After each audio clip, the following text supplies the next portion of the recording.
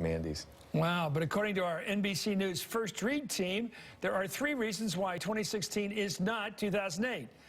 Obama has much more potential for expanding his base, especially among minority voters back then, than Bernie Sanders does now.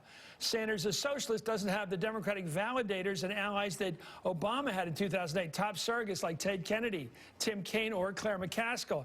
And Hillary has a huge lead with Democratic superdelegates, which means Sanders essentially starts out behind in a delegate math fight. Anyway, meanwhile, the latest poll out of New Hampshire shows Sanders maintaining a strong 9-point lead over Clinton. Sanders at 50, Clinton at 41. And Gearan's a correspondent for the Washington Post, and Steve McMahon is a Democratic strategist. Well, actually, Sanders, according to our polling, and CNN's polling, is well ahead in both fights. But there is something, there is a deja vu factor here, clearly. And if you're Hillary, how do you deal with that gradual drumbeat of, oh my God, it's like before? Yeah, I mean, the drip, drip, drip factor here is unmistakable, as is the echo of 2008, where she watched it just slowly peel away from her. The great fear is that, yes, that does repeat in Iowa. They already were ready to lose in New Hampshire and had chalked that up to Sanders' next-door neighbor factor from Vermont, and considered that, Clinton allies considered that a bummer but a survivable loss. If she loses in Iowa, that is a sucker punch, and it hobbles her campaign. She's basically bet the farm on Iowa. She organized the whole start of her campaign around, we get Iowa this time, we understand it, and we're going to do it right.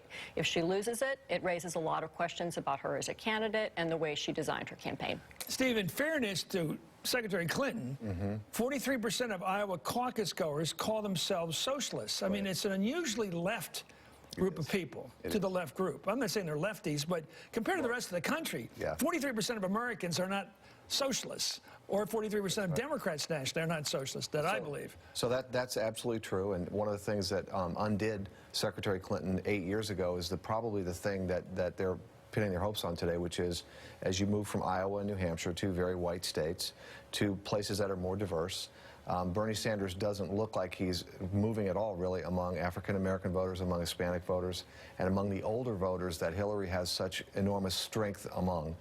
If you look at his support and his lead in Iowa, it's based primarily on young people, on first-time caucus attenders, and on independent voters. That's not the profile of people who normally go to the caucuses. They tend to be older. They're not first time. They've been there before.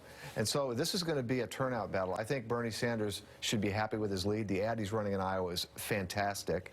But this thing is a long way from over, even in Iowa, because the people who support Bernie Sanders are not usually the people who show up at the caucuses. Well, let's see. The question I have is, when you go to vote, what do you get out of it? You walk away from the voting booth or caucus group, and you go, what did I do tonight? Did I throw a firecracker into the room? Did I shake things up? Did I get something? Did I send a message? With Bernie, you clearly do. You shake things up. I want to get those billionaires and millionaires. I want to get that Citizens United crowd. I'm going to. With Hillary, what do you get coming home? Well, I mean, what do you feel like you've done? I'm just asking, what's the fix? So I think what you get is, her argument is a smart, rational argument. What you get is somebody who can win a general election. So you come home saying, I went in there to make sure we win the general.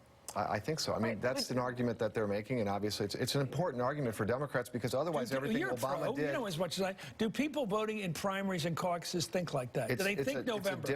It's a difficult argument to make, because people want to be inspired. They want somebody who's positive, aspirational, forward-looking, like Obama was. But at the end of the day, they want to win. They want to protect the Affordable Care Act. They want the Supreme Court to be reasonable and not reactionary. And there are a lot of important issues at stake here. Last question, and I don't know the answer to this. Women running for office, and there's Emily's list, there's a lot of action out there on the women's side and the feminist side. Why isn't that draw working for her the way being African-American as the first worked for Hillary? Why isn't it working? By the way, congratulations on getting Resign out. I had a little part of letting you guys come on and make the case. That's all I did. You guys really beat the drum. Congratulations on getting them out. It's great news. And thanks to the president. Everyone is John delighted. Kerry. Thank you, and Gearan, thank you.